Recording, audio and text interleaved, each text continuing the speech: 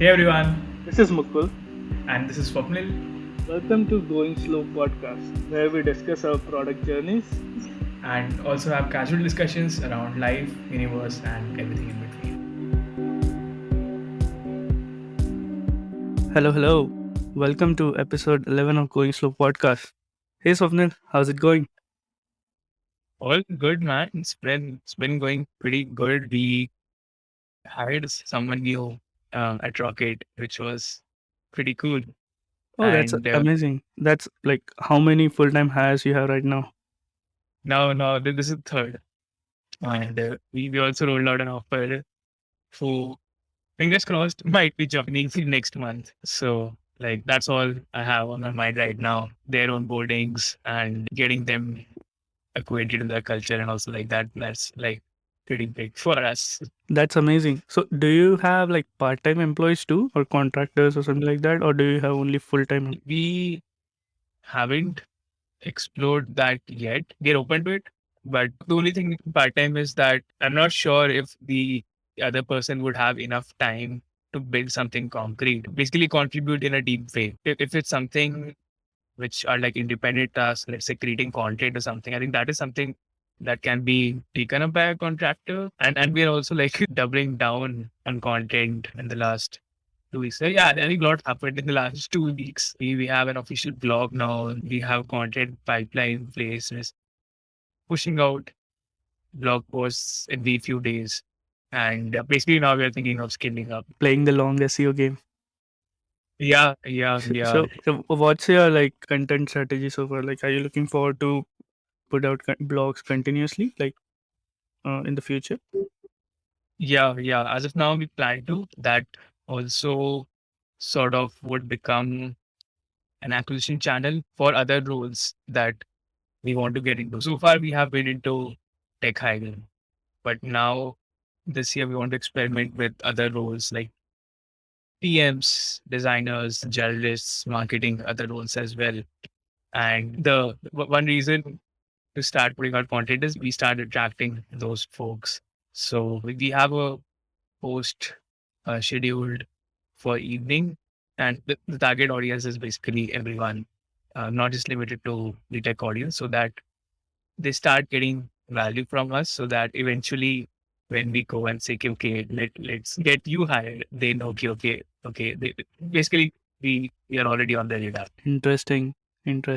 You're planning to start one for journalism too. That's super interesting. I think So main challenge would be right now is to increase the would be to increase the domain authority, correct? Like generate as many backlinks as you will like and increase the domain authority to certain level that you would rank up in the Google search. correct, correct. So I meant journalist, or journalism.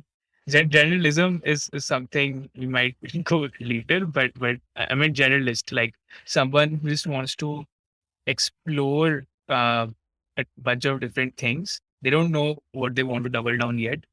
They want to just come in and like think of it as like a management training where they dabble in a few domains. Maybe they do a bit of marketing, campaigning. They do a bit of no code tooling. They do a bit of sales. They do maybe a bit of designing, and then they figure out, okay, these are some areas that they definitely don't like, which is what their win is. And they also in the process figure out these are a couple of areas which they can work on for some time, because I think target segment for journalists is people who get bored uh, very fast. I'm also one of them, but yeah, that's a target segment. You don't know if you feel you can't stick with a particular role, you get bored by it pretty fast. So yeah, that is one path that I want to explore. I've heard a lot of this from my friends as well. Hey, I'm getting bored in my job. What do I do next? So yeah, I'm thinking, okay, let's experiment in that domain since there's some demand. Correct. So someone who do whatever it takes, something like that. I was like super shocked when you said that. I heard journalism and I was like, whoa, that's like a totally different segment. You are currently targeting startup audience and Yeah. journalism is a totally different segment. But journalist totally makes sense. I think the best kind of, yeah, I might be wrong, but I'm not sure too. Like one who are looking forward to start their own thing in the future, are kind of Yes. the best generalists out there, because yeah, I mean that's what I have like a notion in my head that they would be the best generalists. Yeah, yeah. So basically, the person that we hired yesterday, that in the resume and in the discussion we had, that was what came out. They wanted to start something of their own down the line, and then my pitch was, okay, then you join us for sure. You should join us for sure, because this will be like a stepping stone, because you get to own a product from scratch and try out a bunch of things. And yeah, you basically learn and get a bigger picture of how things work together, which is like hard to get if you're in a specialist role. Like when I was a developer, I did not have any idea of how things work. Of course, I had one domain expertise, but like I was pretty clueless. Like if I had to like just start something, like I did not have that confidence, because there were like a lot of black spots. But yeah, I think that's the pitch. If you want to, uh, journalist won't be there for you for a long time. So that is a bit of a caveat there, because the aim for them is to figure out what they like and either double down there, or they'll start something of their own, because that that's the aim that they are coming in with. Correct. But I think it's super worth the risk, even though we know that the retention will not be high. But I think the impact in that time period will be super high. I'm super Yeah. curious, like, because we haven't hired any full time yet. So we are just two people and we have some part time contractors, but you have hired like three full time people. So do you feel pressure? Do you feel any kind of pressure? Is it pressurizing? Is it like normal? Yeah, I would say it's a lot of pressure for sure, because you have to keep a pulse check. You have to keep them motivated. You have to keep talking to them to understand what are their current motivations, and then how do you align them with company goals. Both are important. If they're not inherently motivated, then nothing. Then they don't do it with the attention to detail that you want it to be. And again, the same goes for, if they don't see how it helps them in the long run, they won't go the extra mile, and they'll just do the bare minimum, which is again like not a good step. Basically, that's the recipe for disaster. You know that it's going to not work out. So yeah, I read this book when I first hired people. It's called The Making of a Manager, and that was where they clearly pointed out that's the only goal of a manager is to motivate people. So it becomes thoda hard at times. So, and that was the major reason we did not hire more people, and I did not want to take on more responsibility. So yeah, after I got comfortable with those two, that is when I sort of said, okay, now I have more bandwidth, because I understand these two people really well. I can um, like you need some time to build the trust. They know that you're there for them, and they can come to you for anything. They also feel empowered enough to take decisions on their own, because that's how you create leverage, where you have people doing, like, taking up their own initiatives and all that. So I feel we have reached that level with Sachin and Shan. Basically, we have been together for 6 months now. So yeah, now I felt okay. Now we can take more bandwidth. Like, I have more bandwidth to basically spend time with more people, and yeah, but yeah, it's challenging for sure. I did not expect it like this doesn't feel like work, but yeah, it takes a lot of time investment. Got it, got it. Yeah, makes sense. Like we were thinking of firing like full time some time back, but then we are like it would be too much of a responsibility for now. And we thought like if we had to hire, we might hire it in the future. Like for now, we'll just hire part time so that like the pressure is low on our side. That's why I was curious to know, because I had the same question and makes sense. Like it takes time, and after that time, I think it's like a good ride. Like because once you gel up, then I Yeah, think that will like triple the outcome, not double it basically. yeah. I So was have really you looking met your forward. team though? Yeah, I was just going to talk about the same thing. Like, I was really looking forward to have an offsite around this time. We talked about it one time back, right? We were going to have an offsite, and that was PM key, we meet the team and spend more time together. But sadly, it's not safe enough as of now. So that got postponed. So we started doing movie nights, which is going well because we have now sort of accepted key. It might be some more time, maybe a few more months before we get to meet in person. But yeah, at the same time, you need to spend more non-work time together. It's like the same. You need to waste time together to make friends. So yeah. Totally makes sense. Actually, I read one of Nathan Perry's tweet. He is the co-founder of ConvertKit, and he wrote a Twitter thread on how to build like a distributed team, remote team, and the ConvertKit has around 68 employees, full-time employees. So he wrote a very interesting point that he has something like an internal podcast where a team member comes in and he has a chat with one-on-one with them, and it's like public, or it's like an internal teams podcast to build morale and to get to know each other. And I thought that is such an interesting way to do things. Nice, nice. Yeah, yeah. Sounds fun. So I see a new setup. I see a new cool microphone on your desk.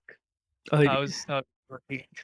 yeah, I think I'm getting serious about this podcast thing. So I bought a Blue Yeti microphone to record this podcast. I discussed with you too, and I was reading some blogs that mic is very good for audio quality. So I thought, let's try it. Let's give it a shot. In one of the blogs, they mentioned that in the podcast, audio is like the most important thing, because that's the thing. Yeah. Like, there is no video, there is no visual representation. The only thing they are hearing is the voice. So the quality of that voice should be. So I thought, yeah, that totally makes sense, let's do it. But it was not a smooth ride. So I used it in the last episode too, and it is so sensitive that it recorded lot of background noise. And I'm in a place where there's a lot of background noise. So I think we'll have to use some noise filters to reduce the sound. And I was super curious how other people are doing too. So I mean, it's like a really really big problem in the podcasting industry to reduce that noise and sound. They have to find the perfect setup, perfect place to make it so that it doesn't record the background noise.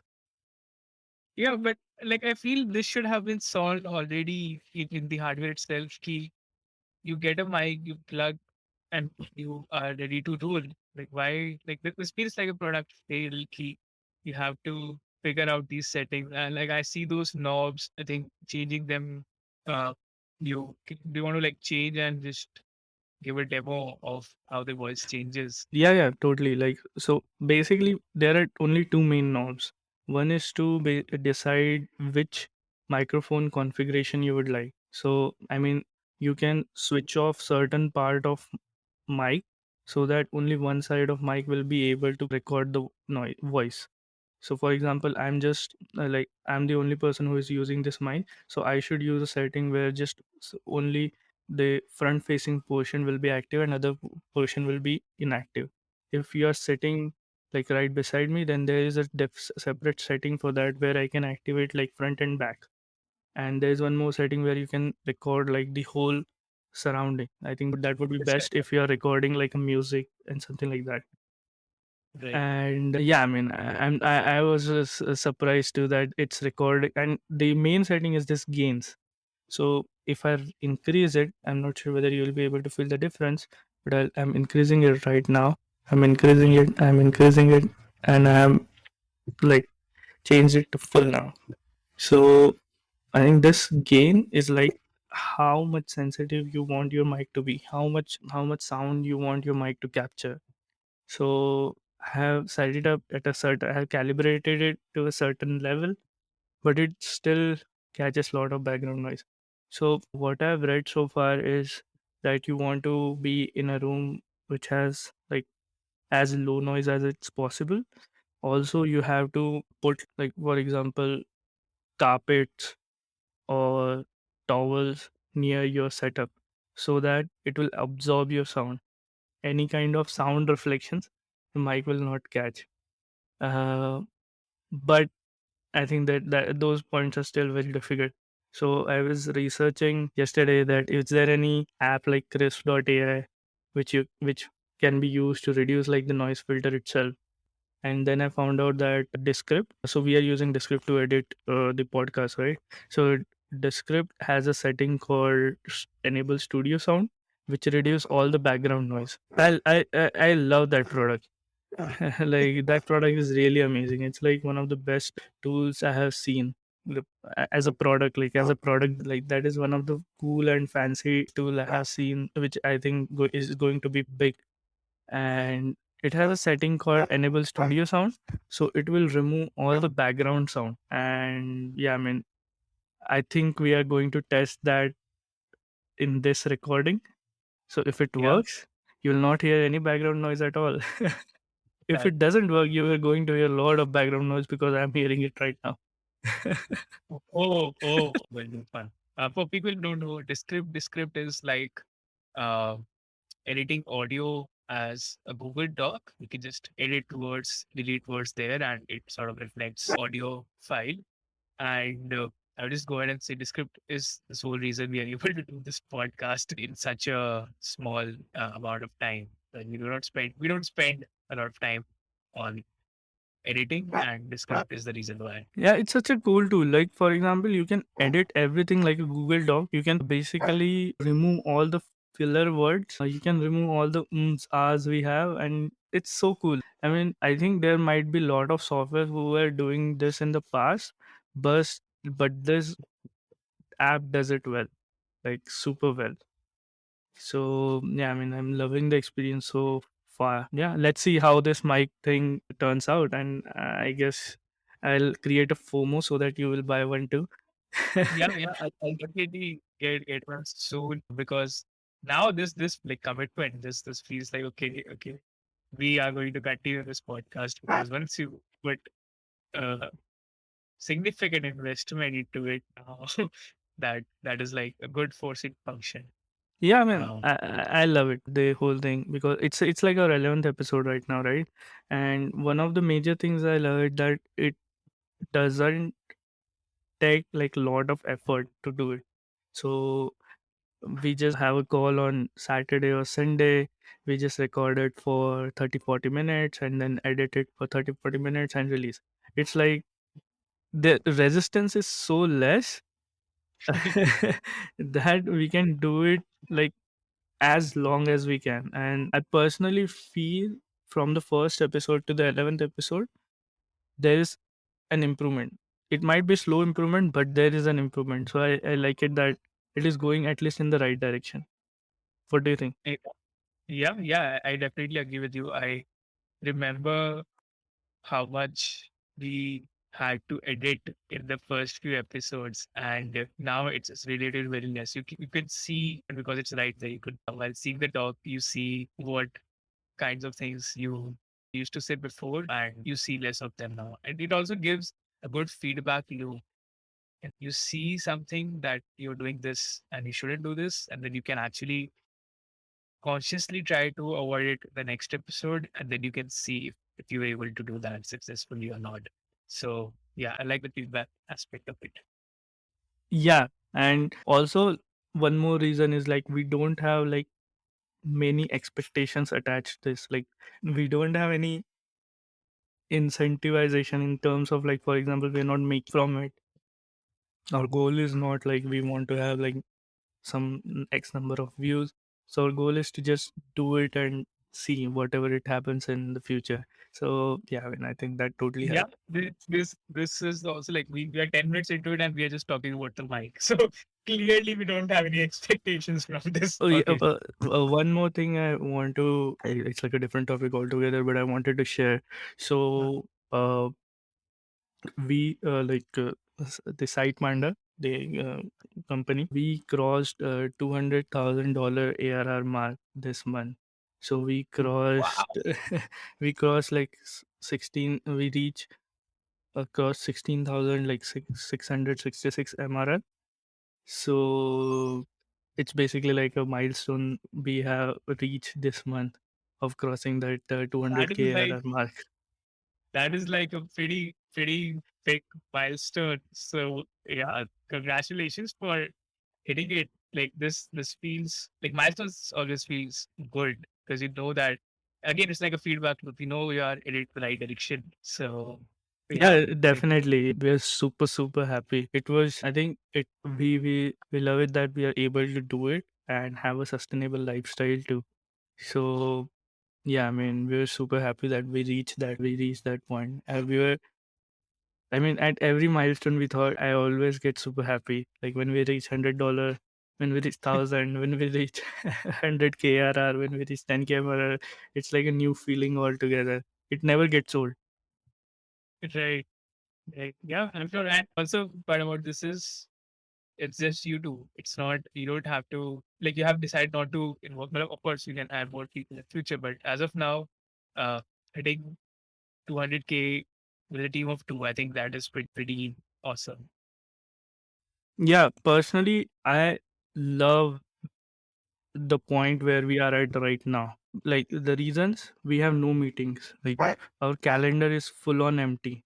We just have a Wow. call with ourselves sometimes where if we have some overlapping work, otherwise we don't have that too. Like other person does its job, I do my work, and that's it. Like if we have some work that needs to be discussed, we'll just have a call and that's it. Other than customer calls, no meetings. So it's very relaxing in a way. So I there is no one to answer to and no one you need answer from.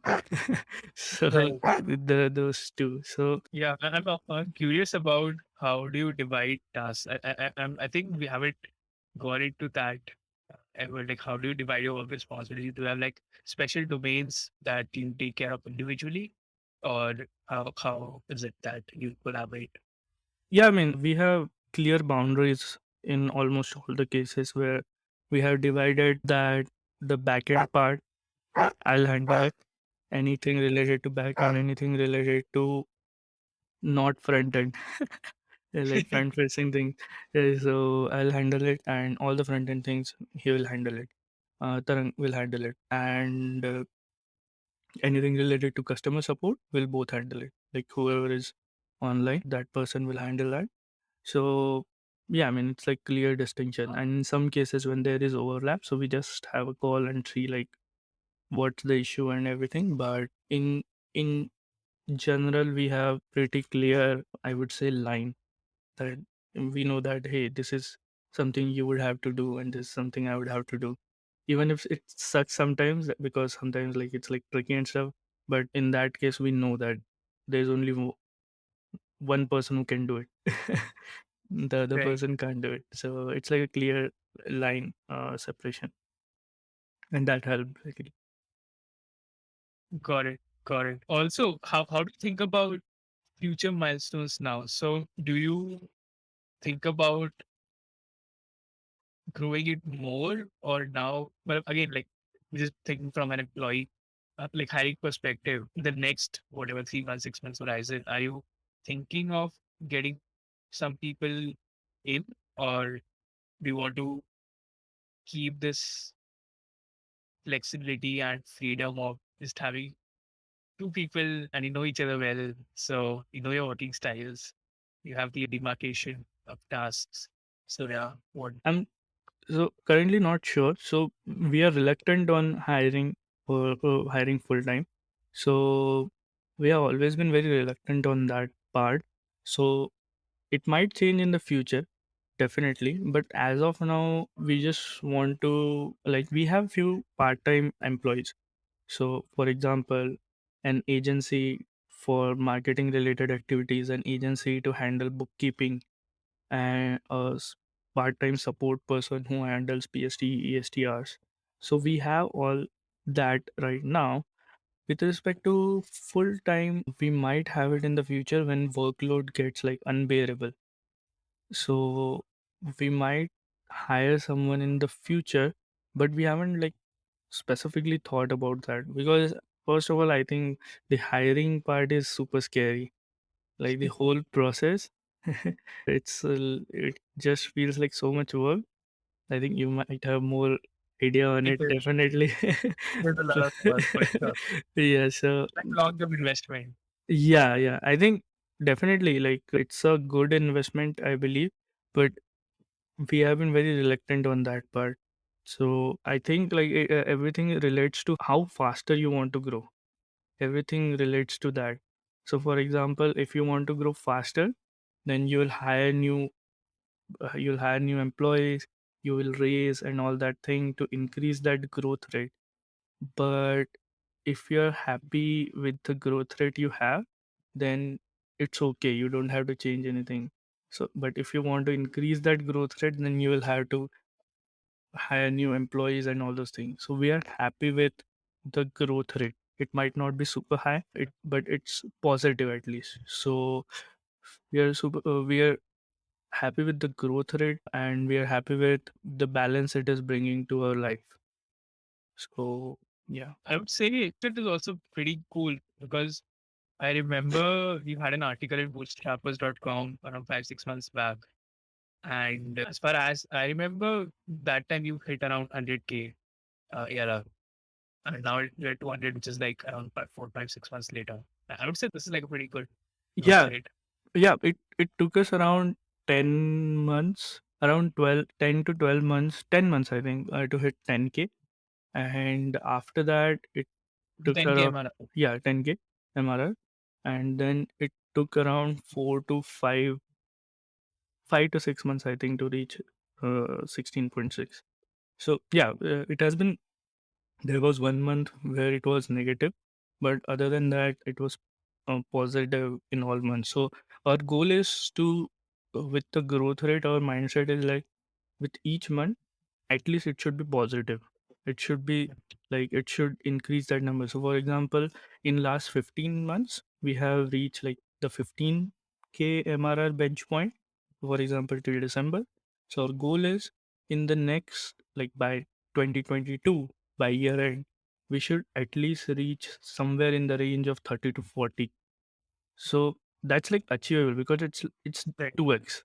Because Correct. if you have that snowball effect, the goal is always to make it like 3x 4x.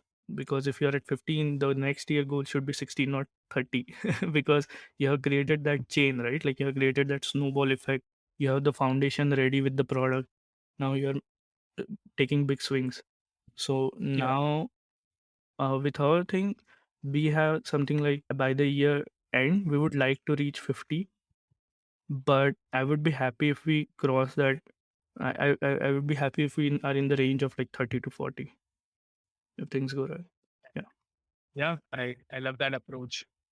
And that is the reason we have this podcast as well. We believe in going slow and going far, keeping this sustainable. We had to work harder, longer than we had our jobs, and then we had uh, a bunch of places we could go where you can uh, hustle for hours and nights and weekends. But yeah, I feel this is what suits us more. I absolutely love the 2x going philosophy, being happy with that, and not chasing like a 10x thing, because again, like once you've decided a 10x, you get all sorts of pressure.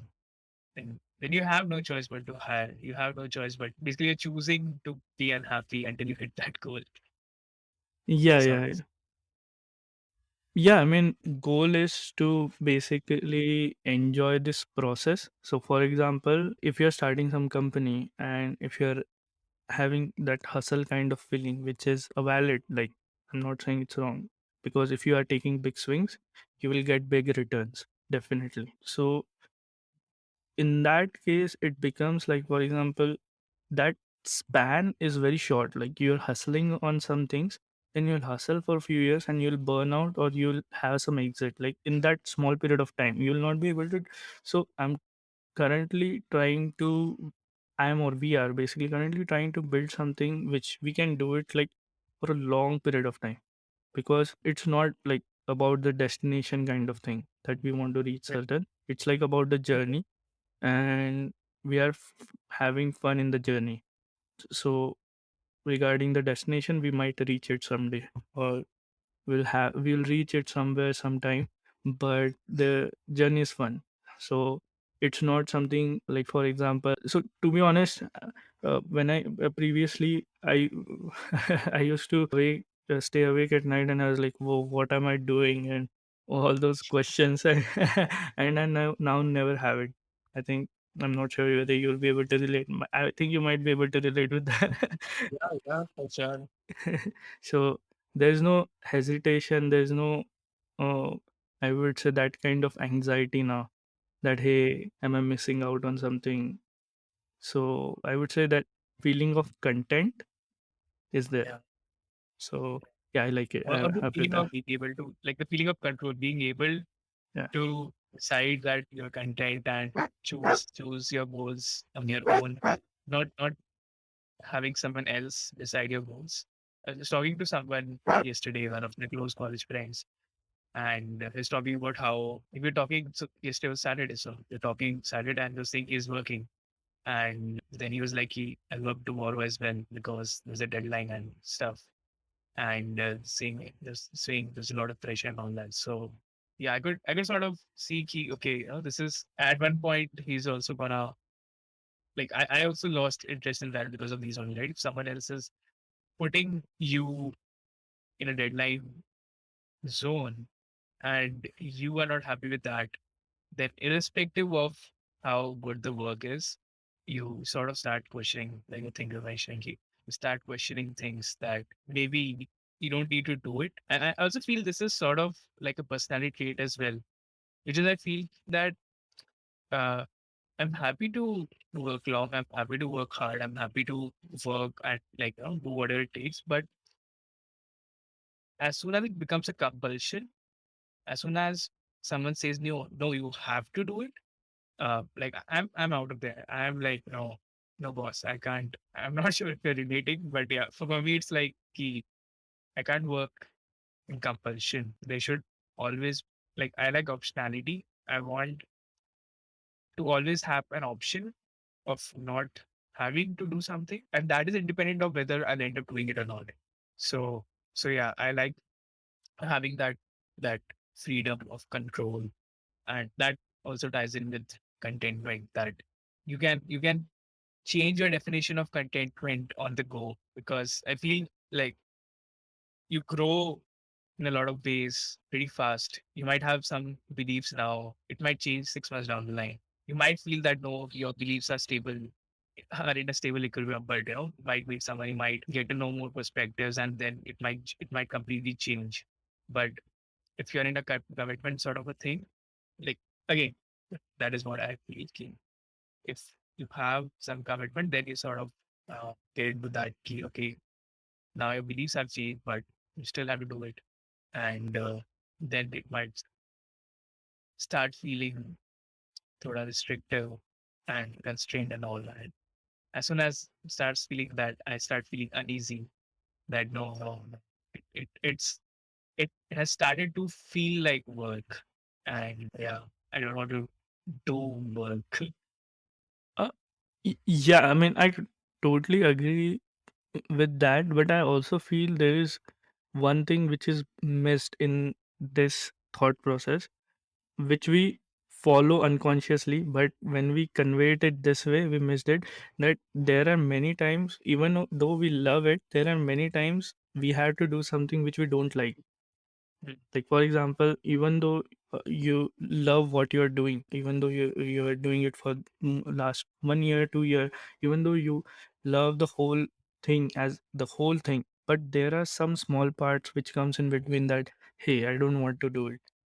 But there is no one else, so you have to just suck it up and do it. I think in this thought process there is something which is missed, that like the way you mentioned, right? Like, for example, that we love it that we can set our own hours, but we also love matlab, we we have to do things which we don't like, and we are okay with it. And I think that also matters a lot, because I mean, it's like the trade. If you want the total control of time, then you have to be okay with the other thing too. Mm. if you're not okay with the other thing, then you'll not get control of time. So it's like the pros and cons, I feel somehow. Yeah. I completely agree with what you said.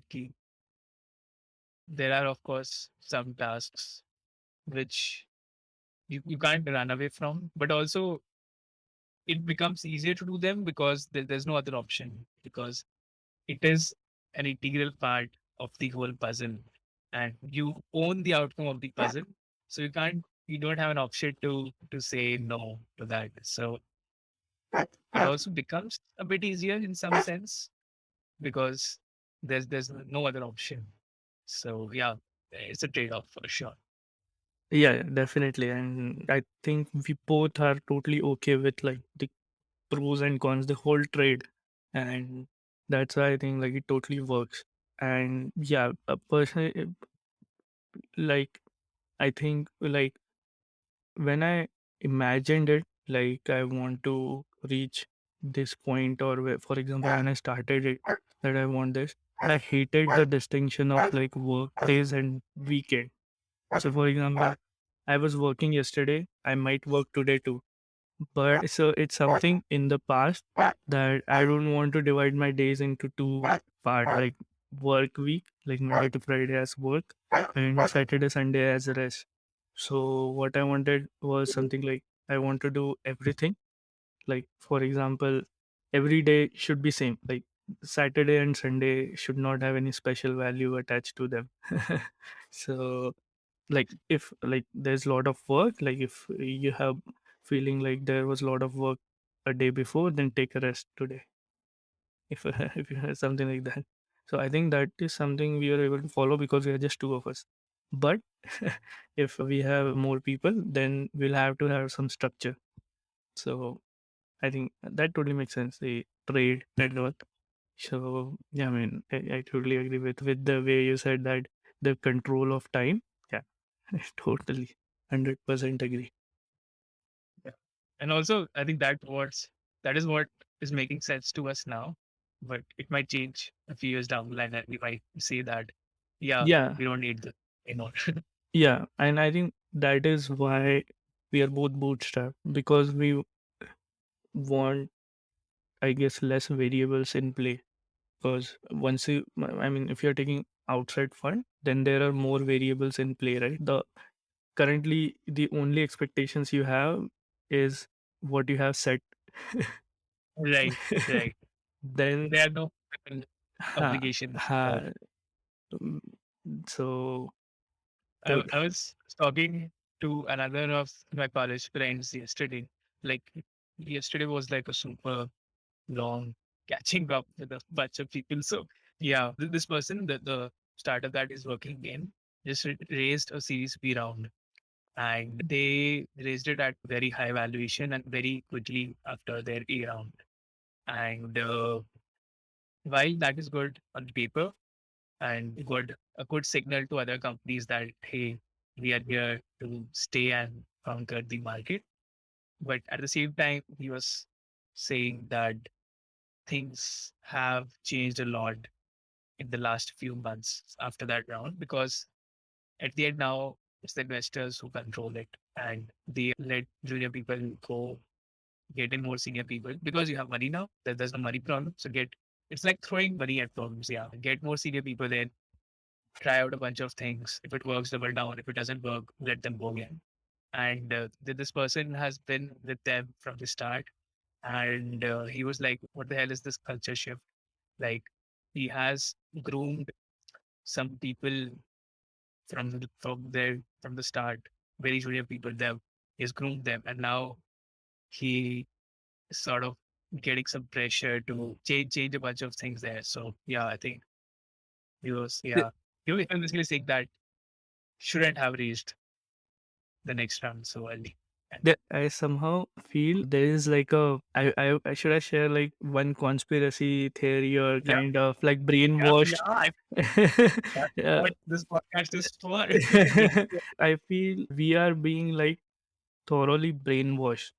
So in a way, if you see, whenever there is a fundraise, it gets marketed a lot that hey, this is doing fundraise, this has raised like this much amount of money and all those things. It gets marketed a lot. That's why it's getting incentivized. So many people, when they are thinking of startup, instead of building like a profitable business, they are thinking of raising, because it is what getting incentivized. And you will never see a news or about a company who is making that much amount of that I'm making that much amount of profit, because if you share that number, then that means you're sharing some information, sensitive information.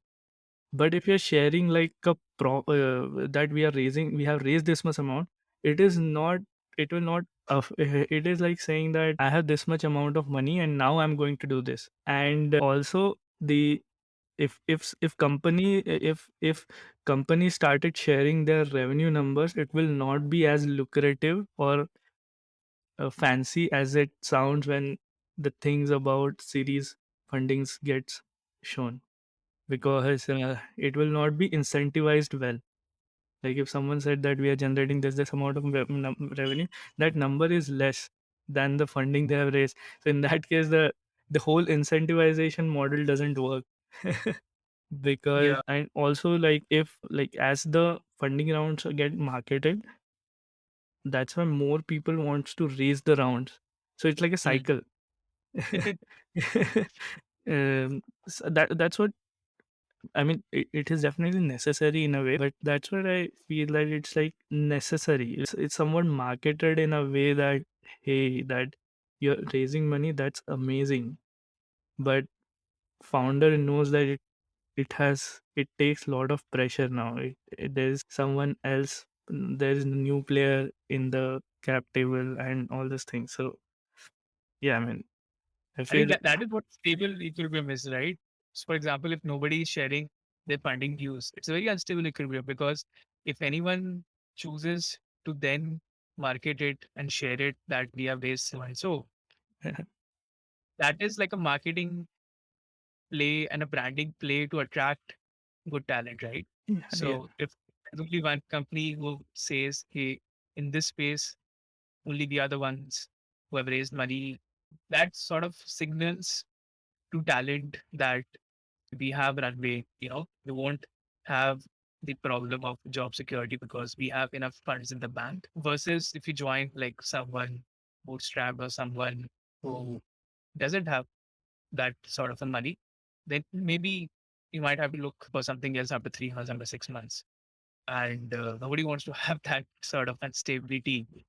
And yeah, so it's like as soon as one company advertises, the other companies don't have any other choice but to do that as well because they want to signal that we are also in this space and you should come join us as well. Because at the end, people make or break a company, right? Of course, ideas are there, but you have to actually execute them. You have to synergy, bring together a group of people, and the sum should. I just heard this line from Amul yesterday. So yeah, this is what the value of an org is, right? That you bring in people who believe in the same problem statement, same vision, and they come together and they create synergy. yeah, And the bottom line of that is you need to have smart people, you need to have good, nice people, and you need to have people who are motivated by that problem. And announcing the funding is sort of like a beacon yeah, going out into the world and attracting these people. yeah. I mean, totally. Like if so, like the marketing totally works, and in a way, it totally helps companies to get into limelight, to create some new partnerships, to help with distribution. One more thing I feel, uh, I mean, in terms of like, I was just thinking about it one day regarding the way we are brainwashed. Like the company's valuation does not matter on how much money they are making. So that's like one of the realization I had, and I was like, whoa. So it doesn't matter if that company is making $0 or $1 million or something like that. So if there is some company is looking forward to, like, its valuation is decided by how much lead investor has put in the money. So so the other variables does not come into play at all, the revenue, all those things. So for example, if you are a creditable lead investor and if you have taken like 4% for 100K or something like that, then the valuation will be if you like extrapolate it for 100%. In that equation, the revenue never came into play, the profits never came into play, the distribution never came into play, how many users you have never came into play. And when someone says that this is a $1 billion company, I'm like, whoa, but $1 billion based on what? $1 billion based on Yeah, uh it's all va- based. it's based on maths. Like, for example, I'm not saying it happens, and I'm totally very not beginner or not into this and stuff. So for example, if you are a creditable investor, I'm not sure it has happened before, if you are a creditable investor and if you want to support this company, and what if you just bloat the valuation, like what if you just take like less percent of equity for more money? It is a loss, definitely, but in while doing that, you have bloated the valuation of that company, and you have that company has now like a great marketing, that hey, see, this company's valuation is this much, and this is going to make like tons of money and stuff. I don't know, maybe there is logic in there, but I feel that there are a lot of things which we miss. Like, if someone says like that company is $100 million valuation, so I think a normal person who is not very into this will think, oh, I mean, they're killing Yeah, it. But I completely agree that valuation and revenue is like there's not a lot of relation. Like I know a company is valued at 20 million. They've not done a lot of revenue yet, but it's just valued based on the market or the domain that it's in, and the market size of that domain is pretty large. And the story that they're selling is right now it's just becoming a big player in that market to eventually capture even a small segment of the market because the market itself is so big.